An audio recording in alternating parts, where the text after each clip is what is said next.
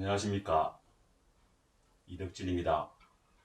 오늘부터 일주일에 2번씩 여러분과 더불어 서로 대화하고 토론하고 소통해 볼까 합니다. 주제는 좁게 말하면 불교,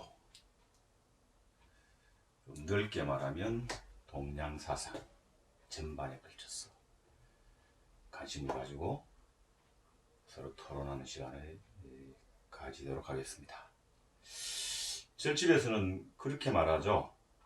사람으로 태어나기가 참 힘들다. 그래서 이제 부처님께서는 그걸 맹구우목이다, 그런 이야기를 하셨죠. 눈먼 거북이가 나무 판자를 만난다, 이런 이야기인데, 나무 판자라고 하는 게 그렇습니다. 이만한 큰 늘판지죠. 인도양을 이렇게 해서 이렇게 다니는 그 늘판지에 구멍이 뚫렸습니다. 동그란 구멍이. 이 윤회의 사설에서 사람으로 태어난 인연이다, 그렇게 이야기를 합니다. 그 사람으로 태어났는데, 여러분도 사람이고 저도 사람이죠. 사람과 사람이 어떻게 만나는가? 지금처럼 나와 여러분이 만나거나 혹은 동무가 되거나 부부가 되거나, 이건 어떤 것인가 라고 할 때 역시 여기에서도 인연에 대한 이야기를 합니다. 사람과 사람이 만나려면 어느 정도로 강하게 만나고 싶다라고 하는 생각을 가져야 되는가 라고 할 때, 불교에서 말하는 시간은 크게 이제 두 가지죠. 아주 짧은 단위의 시간, 찰나라고 하는 것이죠. 찰나라고 하는 겁니다. 1찰나는 75분의 1초라고 하니까 손가락을 한번 탁 튀길 때 요때 64번의 찰나가 지나간다고 합니다.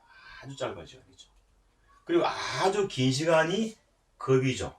우리가 말하는 겁. 겁인데, 인도 사람들의 계산에 의하면 그 겁은 43억 2천만 년이라고 합니다.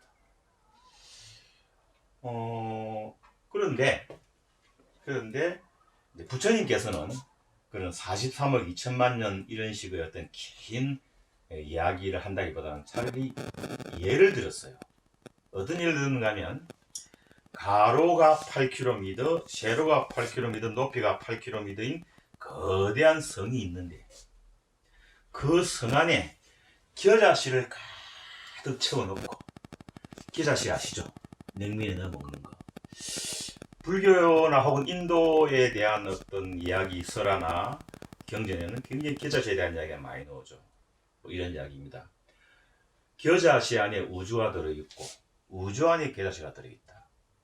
다르게 말하면 내 안에 우주가 들어있고 우주 안에 내가 들어있다. 이 이야기를 좀 더 자세하게 보려고 그러면 맨인 블랙이라는 영화가 있습니다. 여러분 다 보셨겠죠? 그 1편의 마지막 장면을 보면은 조그마한 구슬 안에 은하기가 들어있는 걸 볼 수 있습니다. 그런 이야기죠. 그런 이야기. 맨인 블랙에서 했던 그 이야기는 사실은 기본적으로 하음에서 하는 이야기를 사실 가져다가 쓴 거라고 볼 수 있지만, 어쨌든 이런 이야기는 우리가 앞으로 공부를 하게 될 때 하음을 할 텐데 하음에서 하기도 하고, 어쨌든 거기에 가득 차 있는 그 겨자씨를 다 끄집어내는데 100년에 하나씩, 100년에 하나, 매일이 아니라 100년에 하나씩 끄집어내어서 가로 세로 높이가 8km인 큰 성에 있는 겨자씨를 다 끄집어내어도 아직까지 1급이 채 안 됐다 그러거든요. 지금 이 이야기는 잡아함경에 나오는 이야기인데,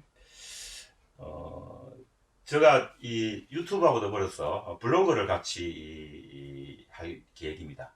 그때 그 블로그에는 유튜브에서 하는 내용들을 보다 자세하고 넓고 깊게 설명할 예정이고, 아마 거기에는 이제 문헌적인 어떤 자료 같은 것도 거기에 다 넣겠습니다.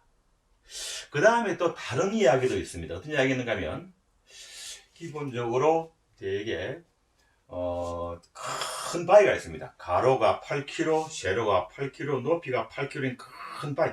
거의 바위라기보다는 뭐 에베레스트 산 정도 되겠죠. 거기에 자, 33천 끝에 있는 천녀가 3년에 한 번씩 내려와가지고 그야말로 그 옷깃을 가지고 살짝 산을 한번 쓰다듬습니다. 그 바위를 쓰다듬어요. 그리고 다시 올라갔다가 3년에 한 번, 3년에 내려가서 그렇게 3년에 한 번씩 내려와가지고 가로 세로 높이 8km인 큰 바위 덩어리를 다 달아 없애는 세월도 채 1급이 되지 않는다. 이렇게 이야기를 합니다. 굉장히 긴 세월이죠. 그걸 이제 인도 사람들은 43억 2천만 년이다. 이렇게 계산을 했지만.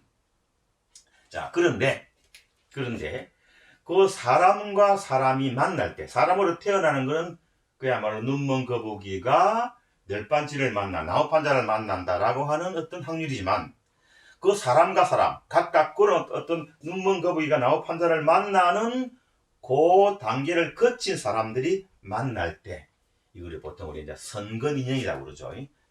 아주 좋은 어떤 되게 인연을 계속 쌓으면 그게 이제 좋은 일을 많이 하면 그게 인연이 되는데, 예를 들어서 43억 2천년 곱하기 1천 1천급의 인연을 쌓으면 같은 나라에 태어납니다.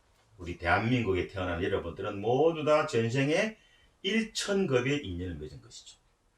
그 다음에 2천급의 인연을 맺으면 그 같은 날에 태어난 사람들이 하루 동안에 같은 길을 걷습니다. 같은 길을 걷죠. 같은 길을 걷습니다. 도반이라고 그럴 때 이런 의미도 있는 거죠. 같은 길을 걷는다. 예를 들면 같은 교실에서 공부를 할 수도 있겠고, 어쨌든 고속버스를 타고 갈 수도 있겠습니다. 기차를 타고 갈 수 있겠죠. 그 다음에 3천급의 인연을 맺으면은 그 3천급의 인연의 결과 하룻밤을 한 집에서 지냅니다.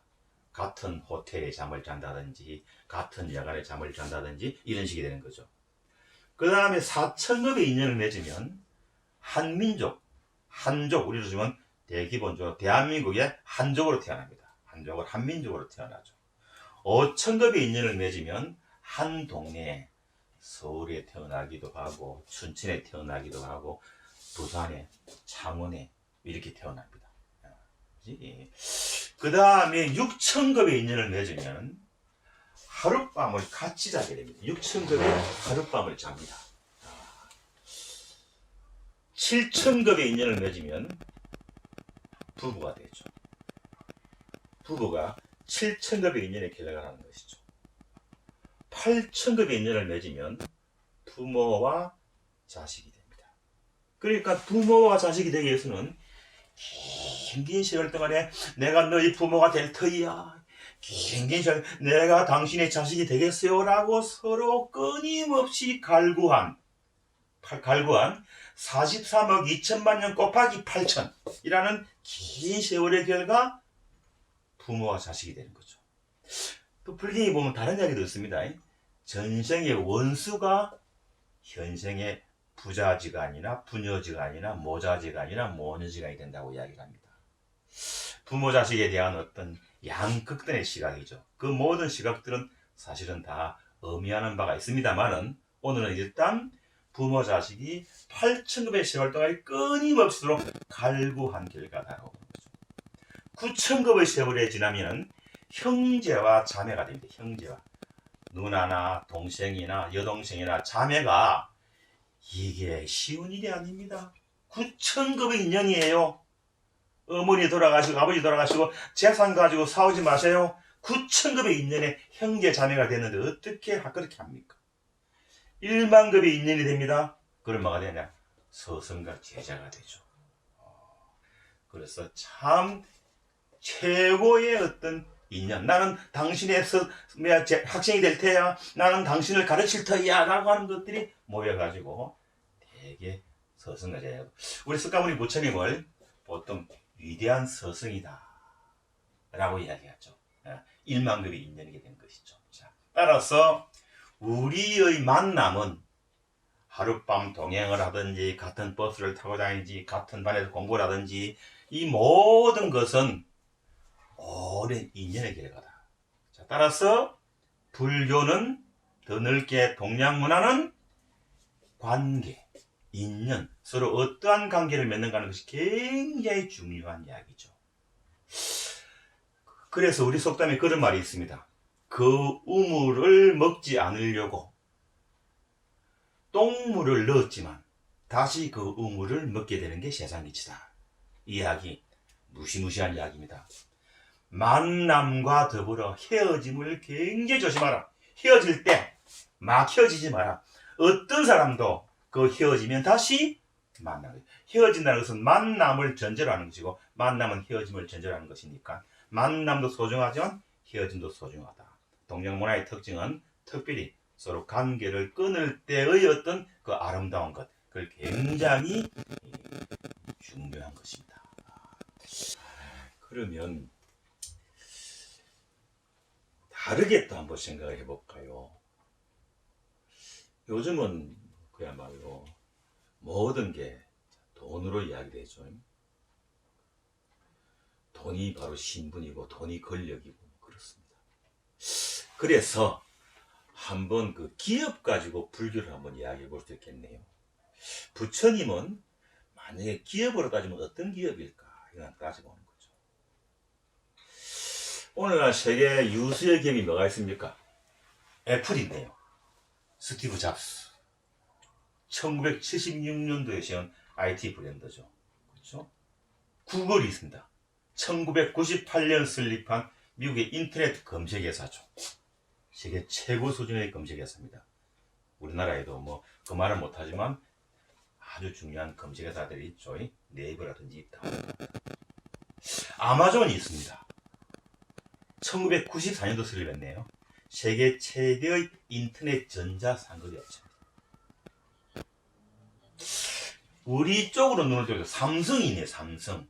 1938년 이병철 씨가 설립했지만 사실은 삼성이 오늘날의 어떤 큰 기업이 된 데는 이건희라고 하는 분이 도약을 했죠. 몇 번의 도약을 거쳐서 오늘날 세계 서열 1위의 거대 기업 집단입니다. 외국 나가보면은, 유럽이나 어디 가보면은 비행장에 내려가지고 쫙 시내로 들어올 때 쫙 삼성 광고판이 많이 있죠. 현대도 있고 기아도 있지만 삼성 많이 있습니다. 그거 보면 참 기분이 좋죠. 한국이나 세계 최고 수준의 기업이다. 그런데 말이죠, 이 삼성이 얼마나 갈까요? 혹시 우리가 알고 있는 기업 가운데, 회사 가운데 조선시대부터 지금까지 있는 기업은 있나요? 없습니다. 그렇죠? 애플이 1976년, 구글이 98년, 그렇죠? 아마존이 94년, 삼성도 뭐 지금처럼 되기는 한 20년, 1990년대 후반부터. 지금 이 기업이 1000년쯤 갈까요? 500년은 어떻습니까? 50년은요? 부자는 망해도 3년은 먹을 것이 있다 이야기하죠. 아주 인식한 표현이네요. 3년밖에 안 간다는, 망하는 건 아주 쉽다는 거죠. 3년. 또 다른 말도 있습니다. 부자는 3대를 못 가고 빈자는, 가난한 사람은 3대를 안 간다는 말이 있죠. 아무리 부자라도 3대째가 되면 망할 수가 있고, 아무리 가난한 사람도 뭐죠? 3대째가 되면 부자가 될 수 있다. 세상은 돌고 돈다. 그렇죠? 만물은 유전한다. 이런 이야기죠. 제가 이 이야기를 왜 할까? 왜 구글이 여기서 나왔는가? 이렇게 한번 생각해 볼까요? 불교를 구글이랑 아마존이나 애플과 한번 비교해 봅시다. 불교를 하나의 기업이라고 본다면, 그러면 불교는 최고 경영자가 붓다죠. 붓다의 최고 경영자가 2500년에 세운 기업이고, 그 기업은 인도에서 중국에서 한국, 일본까지 오늘날 전 세계에서 굴지의 기업입니다. 굴지. 구글은 아마존보다 훨씬 더 영향력이 있죠. 2500년 된 기업입니다. 아주 오래됐죠. 그리고 이 기업은 아마 모르긴 몰라도 앞으로 2500년 더 갈 겁니다. 지구상에 인류가 존재하는 한 계속될 거예요. 불교만 그렇습니까? 아니에요. 공자도 그렇습니다. 공자와 맹자의 사상도 2500년 됐어요. 지금도 여전하고 앞으로도 여전할 겁니다. 노자는 어떻습니까? 노자와 장교도 마찬가지예요. 2500년 됐고 지금도 그렇고 앞으로도 여전할 겁니다.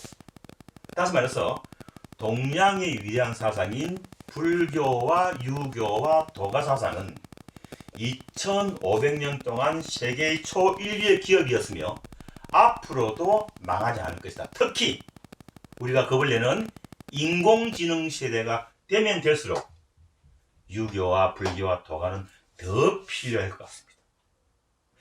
도대체가 왜 붓다 안에 무엇이 있길래, 공자 안에 무엇이 있길래, 노자 안에 무엇이 있길래 그들은 2500년 세계를 이끌어왔고 앞으로도 세계를 이끌 것인가 라는 문제, 한번 우리가 생각해 볼 필요가 있지 않을까.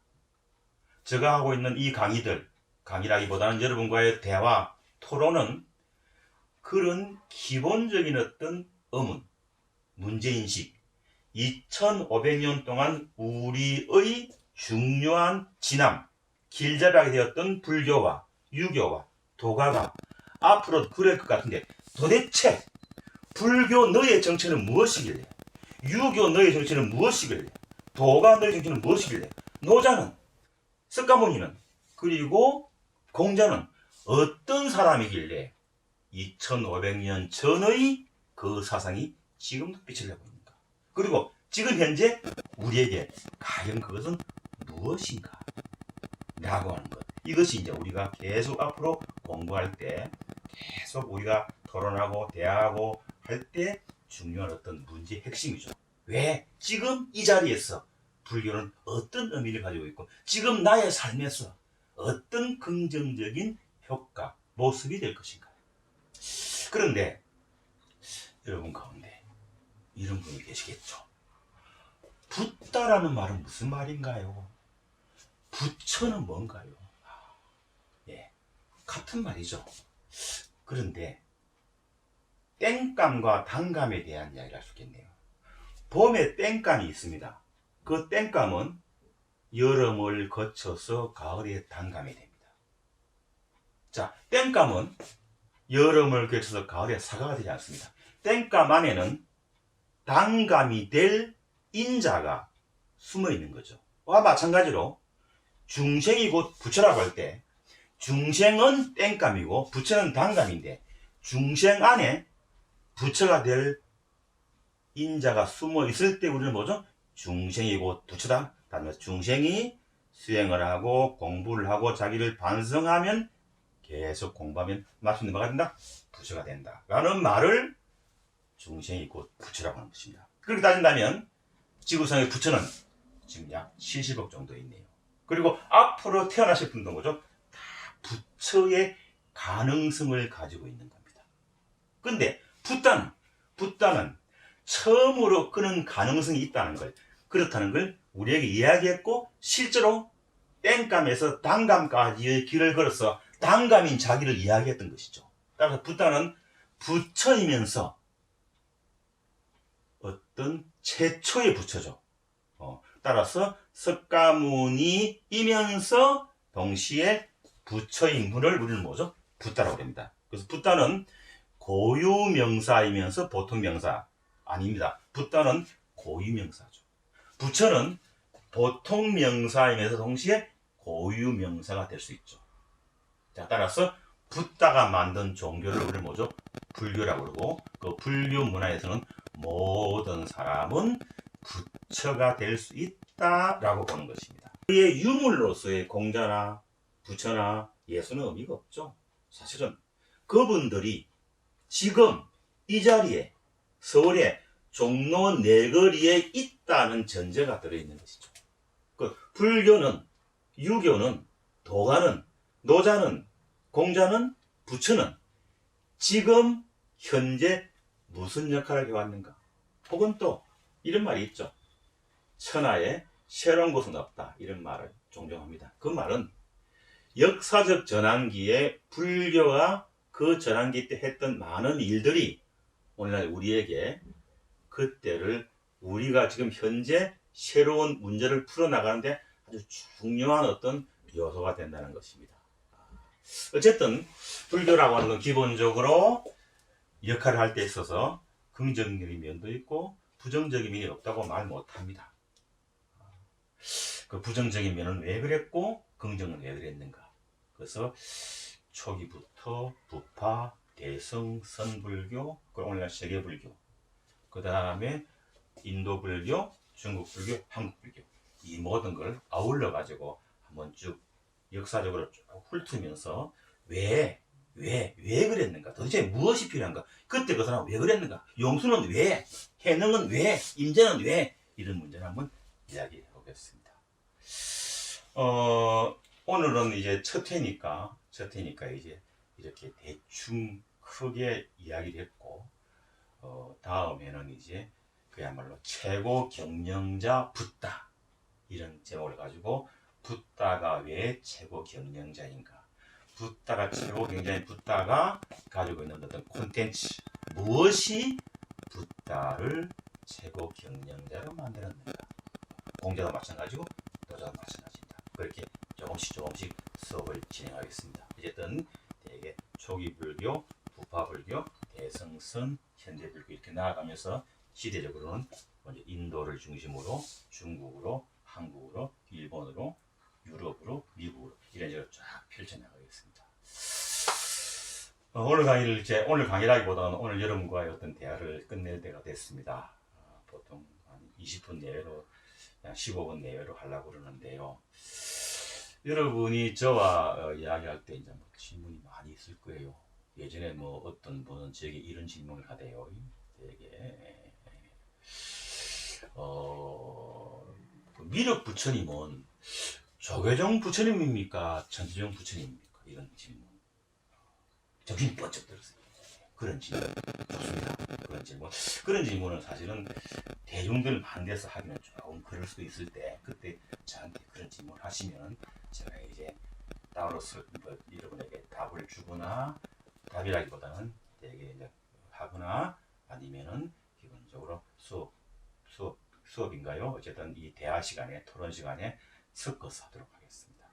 그래서 지금 여기 자막으로 메일이 나갑니다. 메일이 나가고 전화번호가 나가지만 가능하면 전화는 조금 그렇습니다. 그래서 메일로 자세히 가시면 그걸 가지고 제가 어떻게 하든지 여러분에게 도움이 되도록 하겠습니다. 그 다음에 이제 아까도 이야기했지만 지금 우리가 하고 있는 이 어떤 대화나 토론의 문제는 부처님이 얼마나 잘난 사람인가 그런 이야기를 하기 위해서는 아닙니다. 지금 그리고 내일 1년 뒤에 우리가 어떤 식의 삶을 살아야 되는가라고 하는 걸 부처님을 통해서 배워보자 하는 것이죠. 그래서 조금 유튜브 강의는 아무래도 좀 간략하게 요점 정리를 할 수밖에 없으니까 이걸 기본적으로 블로그라고 하는 걸 따로 하나 만들어서 같이 그건 좀 넓고 깊게 하고 할 생각입니다. 그래서 이 밑에 블로그가 자막에 나가니까 보시고 그쪽으로 와 보시면은 좀 길고 넓게 거기에 또 서로 질문과 대답을 하는 어떤 장소 마련하겠습니다. 그 다음에 제가 이제 동양사랑은 문사철, 문학과 사학과 철학이 같이 가는 거라고 붙들고 있어요. 동양은 사실은 뭐 시인이 철학자고 철학자가 시인이고 문학자고 다 그렇습니다. 사학자고 그렇죠. 좀 그렇습니다. 그래서 저는 개별적으로 고려시대 사람들에 대해서 굉장히 관심이 많습니다. 그래서 웹 소설을 하나 지금 한 2,000매 정도 적고 10,000매를 계획하고 있습니다만 2,000매 적고 그거를 지금 문피아라고 하는, 여러분 아마 웹 소설을 좋아하시는 분은 다 아실 텐데 문피아라고 하는 어떤 그거 기본적으로 뭐 인터넷 스마트폰에 문피아 지금 바로 뜹니다. 거기에 되게 이제 고려 민중 영웅기라는 제목을 가지고 진영갈매기라는 되게 이름을 가집니다. 저 본명은 아닌데 진영갈매기가 그게 이제 필자명입니다. 제가 진영 살고 있거든요. 진영에 노무현 시행가 바로 옆에 살고 있습니다. 그래서 그렇게 찾아보시면 아마 고려민 영웅은 찾아보면 되겠고, 그 다음에 이제 뭐 제가 10년 계획을 잡고 창원에 있는 신라 시대에 생겼던 절 불곡사에서 경전 강독을 매주 원리를 하고 있습니다. 지금까지 한 5년 했는데요. 금강경도 했고 법화경, 정토, 삼부경, 능엄경, 뭐 보조국사, 진우려, 어록 이런 식으로 많이 왔습니다만 올해는 2020년에는 6조 단경을 하기로 이 경전을 제가 하자는 것이 아니고 학생들 업소로 주고 받아서 합니다.